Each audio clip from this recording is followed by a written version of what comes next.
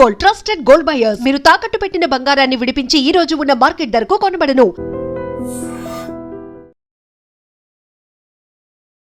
నమస్తే, welcome to I dream. మంత్రి కొండా సురేఖ కుమార్తె సుస్మిత సంచలనమైనటువంటి వ్యాఖ్యలు చేశారు. కొండా సురేఖ గారి బర్త్డే సెలబ్రేషన్స్ జరిగినటువంటి ఆ మీటింగ్లో ముఖ్యమంత్రి రేవంత్ రెడ్డిని టార్గెట్ చేశారు. ముఖ్యమంత్రి అయిన తర్వాత రేవంత్ రెడ్డికి కళ్ళు నెత్తికెక్కే అని చెప్పి ఘాటైనటువంటి వ్యాఖ్యలు చేశారు. అసలు ముఖ్యమంత్రి కాకముందు ఆయన పిసిసి అధ్యక్షుడు కావాలని చెప్పి మేము జాతీయ నాయకుల దృష్టికి రేవంత్ రెడ్డి పేరును తీసుకెళ్ళాం. రేవంత్ రెడ్డి పిసిసి అధ్యక్షుడైతే పార్టీ కొంచెం ఊపు వస్తుంది, కాంగ్రెస్ పార్టీ బలోపేతమైందని చెప్పి ఆయన్ని మద్దతు తెలుపుతూ ఆయనకు బాగా సపోర్ట్ చేస్తూ జాతీయ నాయకుల వరకు కూడా రేవంత్ రెడ్డి గారి పేరును తీసుకెళ్ళినటువంటి పరిస్థితి ఉంది. కొండా దంపతులు అంత చేశారు రేవంత్ రెడ్డికి. కానీ రేవంత్ రెడ్డి ముఖ్యమంత్రి అయిన తర్వాత ఆయనకి కళ్ళు నెత్తి మీదకి వచ్చి పొగరు బట్టి ఆయన ఈ విధంగా ప్రవర్తిస్తూ ఉన్నాడు. మమ్మల్ని తీవ్రంగా తొక్కాలనే ప్రయత్నం జరుగుతోందన్నట్టుగా కొండా సుస్మిత మాట్లాడిన పరిస్థితుంది. ఆయన ముఖ్యమంత్రి అయిన తర్వాత కూడా వచ్చాడు, మా ఇంటికి వచ్చాడు, కొండా మురళి గారిని ఎమ్మెల్సీ చేస్తానని చెప్పి హామీ ఇచ్చాడు. కానీ ఇంతవరకు కూడా ఆ హామీ అమలు కాలేదు. రేవంత్ రెడ్డి ముఖ్యమంత్రి అయిన తర్వాత పూర్తిగా అతను మారిపోవటమే కాదు, మా కుటుంబాన్ని పూర్తిగా తొక్కాలనే ప్రయత్నం అతను చేస్తున్నట్టుగా చాలా క్లియర్గా కనిపిస్తుందని చెప్పి మంత్రి కొండా సురేఖ కుమార్తె సుస్మిత ఆ సభలో మాట్లాడారు. ఇంకా చాలా విషయాలు మాట్లాడారు. ముఖ్యమంత్రి రేవంత్ రెడ్డి గారి బ్రదర్ కొండల రెడ్డి ఆయన ఒక పేపర్ కంపెనీ స్టార్ట్ చేశాడు. ఊరు పేరు లేనటువంటి ఒక కంపెనీ, ఒక షెల్ కంపెనీ స్టార్ట్ చేస్తే దానికి 200 కోట్ల రూపాయల భూమిని ముఖ్యమంత్రి ఇచ్చేశాడు. ఏ బేసిస్ మీద ఇచ్చాడు, దీన్ని ఏమంటారు అని కూడా ముఖ్యమంత్రి రేవంత్ రెడ్డి అవినీతికి పాల్పడతా ఉన్నాడని చెప్పి చాలా క్లియర్గా ఆ సభలో కామెంట్ చేసినటువంటి పరిస్థితి ఉంది. ఇంకొకటి, పరకాల నియోజకవర్గం నుంచి మళ్ళీ రేవూరే పోటీ చేస్తాడు, ఆయన గెలిపించండి అనడం వెనుక అర్థం ఏంటి మా కుటుంబాన్ని దెబ్బతీయటం కోసం, మా కుటుంబం వచ్చే ఎన్నికల్లో ఏమాత్రం పోటీ చేయకుండా ఉండటం కోసం ఇప్పటి నుంచే ప్లాన్ చేస్తూ ఉన్నాడు ముఖ్యమంత్రి రేవంత్ రెడ్డి. ఏకపక్షంగా ఎలా అనౌన్స్ చేసేస్తాడు? రేవూరి ప్రకాష్ రెడ్డి పరకాల నియోజకవర్గం నుంచి వచ్చే ఎన్నికల్లో కూడా పోటీ చేస్తాడు, గెలిపించండి అంత ఏకపక్షంగా ఈయనే అధిష్టానమా, ఈయనే హైకమాండా?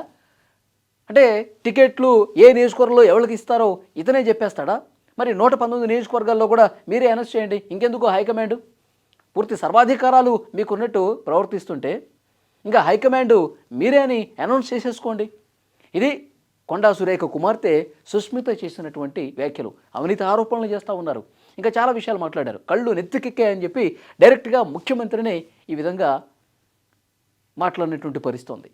సో దీని మీద క్రమశిక్షణ కమిటీ ఆల్రెడీ మంత్రి కొండా సురేఖకు, తల్లి సురేఖ కాబట్టి సురేఖకు షోకాజ్ నోటీసులు జారీ చేశారు. 3 రోజుల్లోగా సమాధానం చెప్పాలని. ఇప్పుడు కొండా సురేఖ గారి కుమార్తె కాదు, కాంగ్రెస్ పార్టీలో ప్రస్తుతం చాలామంది ప్రభుత్వానికి వ్యతిరేకంగా, పార్టీకి వ్యతిరేకంగా మాట్లాడుతున్నటువంటి పరిస్థితి. వాళ్ళ సొంత పార్టీ నేతలనే దూషిస్తున్నటువంటి సిచ్యువేషన్ ఉంది.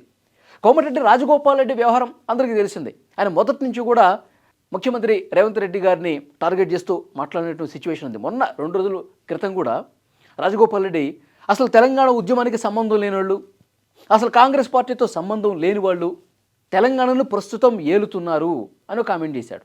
ఇది డైరెక్ట్గా ముఖ్యమంత్రి రేవంత్ రెడ్డిని ఉద్దేశించే చేసిన వ్యాఖ్యలు కదా. ఇంకొకటి, ఆయన అవినీతిని కూడా ప్రస్తావించాడు. అధికారాన్ని అడ్డం పెట్టుకుని అభివృద్ధి పేరుతో 1,00,000 కోట్ల రూపాయలు దోపిడీ చేస్తూ ఉన్నారు, ఈ అవినీతి మీద, ఈ దోపిడీ మీద మేము పోరాటం చేసి తీరుతాం అని కోమటిరెడ్డి రాజగోపాల్ రెడ్డి మాట్లాడుతున్నాడు రేవంత్ రెడ్డిని ఉద్దేశించి. మొన్న చిన్నారెడ్డి వ్యాఖ్యల విషయానికి వస్తే సొంత పార్టీ ఎమ్మెల్యేనే, వనపర్తి ఎమ్మెల్యే మీదే తీవ్రంగా వ్యాఖ్యలు చేసినటువంటి పరిస్థితుంది. దానికి కూడా వీళ్ళు క్రమశిక్షణ కమిటీ నోటీసులు ఏదో పంపించినట్టుగా ఉంది. వాళ్ళ సొంత పార్టీ నేతల మీదే, కాంగ్రెస్ పార్టీలో ఉన్నవాళ్ళు విమర్శించడమే కాదు, వేరే పార్టీ నుంచి కాంగ్రెస్ పార్టీలోకి వచ్చారు కదా. మొన్న మీరు చూసారు, పోచారం శ్రీనివాసరెడ్డి మాజీ స్పీకర్ బీఆర్ఎస్ నుంచి కాంగ్రెస్లోకి వచ్చాడు. ఆయన ఏమంటాడు, నేను అభివృద్ధి కోసమే, నా నియోజకవర్గ అభివృద్ధి కోసమే నేను కాంగ్రెస్ పార్టీలో జాయిన్ అయ్యాను, చెప్పింది ఒకటి చేస్తుంది ఒకటి, అసలు ఇంతవరకు బిల్లులు అసలు అభివృద్ధి కార్యక్రమాలకు సంబంధించి ఇవ్వటం లేదు, ఇంక నేను వచ్చి ఉపయోగం ఏముంది, కేసీఆర్ ఉన్నప్పుడే బాగుంది, అన్నం పెట్టినోడిని నేను ఎప్పటికీ మర్చిపోను అని చెప్పి ఆయన కామెంట్ చేశాడు. మళ్ళీ ఆయన బీఆర్ఎస్ పార్టీలోకి మళ్ళీ బ్యాక్ వెళ్ళే ప్రయత్నం చేస్తున్నాడు. దాంట్లో భాగంగానే ఈ కామెంట్ చేశాడని చెప్పి క్లియర్గా అర్థమవుతుంది. సో ఇట్లా వరుసగా కాంగ్రెస్ పార్టీ ప్రభుత్వం మీద ముఖ్యంగా రేవంత్ రెడ్డి గారిని టార్గెట్ చేస్తూ చాలా క్లియర్గా విమర్శలు అనేవి వస్తూ ఉన్నాయి. దీనికి ఇప్పటికే ఎండ్ కార్డు పడకపోతే ఇంకా వీళ్ళ సంఖ్య పెరిగిపోతుంది, అసంతృప్తులు బాగా పెరిగిపోతుంది. మళ్ళీ పార్టీ ఇమేజ్కి, రేవంత్ రెడ్డి గారి ఇమేజ్కి డ్యామేజ్ అయిపోయి అసలుకి మోసం వచ్చే పరిస్థితి చాలా క్లియర్గా కనిపిస్తుంది. అందుకే హైకమాండ్ దృష్టికి మేము తీసుకెళ్తాం. కొండా సురేఖ దంపతులకు సంబంధించినటువంటి ఇష్యూ, వాళ్ళ కుమార్తెకు సంబంధించిన ఇష్యూ మేము తీసుకెళ్తాం, రాజగోపాల్ రెడ్డి విషయాన్ని కూడా మేము తీసుకెళ్తామని చెప్పి అంటా ఉన్నారు. కానీ కాంగ్రెస్ పార్టీలో అంతర్గత స్వేచ్ఛ, అంతర్గత స్వాతంత్రం ఎక్కువ అంటారు. అందుకే ఈ రకమైనటువంటి పరిస్థితి కనిపిస్తుంది. మరి షోకాజ్ నోటీస్ ఇచ్చారు కొండా సురేఖ గారికి. కొండా సురేఖ గారికి మరి ఏం సమాధానం చెప్తారు? ఒక బలమైనటువంటి చర్చ సోషల్ మీడియాలో ఏం జరుగుతుందంటే, కూతురికే పూర్తిగా సపోర్ట్ ఇస్తూ కొండా సురేఖ కాంగ్రెస్ పార్టీకి ఈ మంత్రి పదవి కూడా రాజీనామా చేసే ఆలోచనలో ఉన్నారు. ఇక పూర్తిగా ప్రజల్లోనే ఉంటూ, ప్రజల్లో తిరుగుతూ ఇండిపెండెంట్గా అయినా సరే పోటీ చేసి గెలిచి తీరుతామని చెప్పి అంతర్గతంగా అంటున్నట్టుగా తెలుస్తుంది. మరి ఎంతవరకు వాస్తవమో తెలీదు. సోషల్ మీడియాలో అయితే ప్రచారం ఉధృతంగా జరుగుతుంది. వాళ్ళ కుమార్తె సుష్మిత కూడా నేను పరకాల నుంచే పోటీ చేస్తా, కాంగ్రెస్ పార్టీ టికెట్ ఇచ్చినా ఇవ్వకపోయినా, ఒకవేళ ఇవ్వకపోతే నేను ఇండిపెండెంట్గా పోటీ చేస్తా, గెలిచేది నేనే, మరొక 2-3 పర్యాయాలు అక్కడి నుంచి ఎమ్మెల్యేగా నేను మాత్రమే ఉంటానని చెప్పి సుష్మిత చాలా ధీమాగా చెప్తున్నటువంటి పరిస్థితి ఉంది. సో ఏదైనప్పటికీ కాంగ్రెస్ పార్టీలో ఈ విమర్శలు అనేవి డైరెక్ట్గా ముఖ్యమంత్రిని టార్గెట్ చేసుకుని, ముఖ్యమంత్రి రేవంత్ రెడ్డి అవినీతిపరుడు, ఆయన అచ్చమైనటువంటి కాంగ్రెస్ పార్టీ కాదు, ఇది ఒక పచ్చ కాంగ్రెస్గా తయారైపోయిందని చెప్పి ఇంత తీవ్ర స్థాయిలో విమర్శలు చేస్తున్నటువంటి తరుణంలో దీనికి అడ్డుకట్ట వేయాల్సినటువంటి అవసరం కనిపిస్తుంది. లేకపోతే ఇది ఇంకా వెచ్చిరేలే ప్రమాదం ఉందని చెప్పి అక్కడ ఉన్నటువంటి సీనియర్ నాయకులు కూడా మాట్లాడుతున్నారు. హైకమాండ్ దృష్టికి తీసుకెళ్తారని చెప్తున్నారు.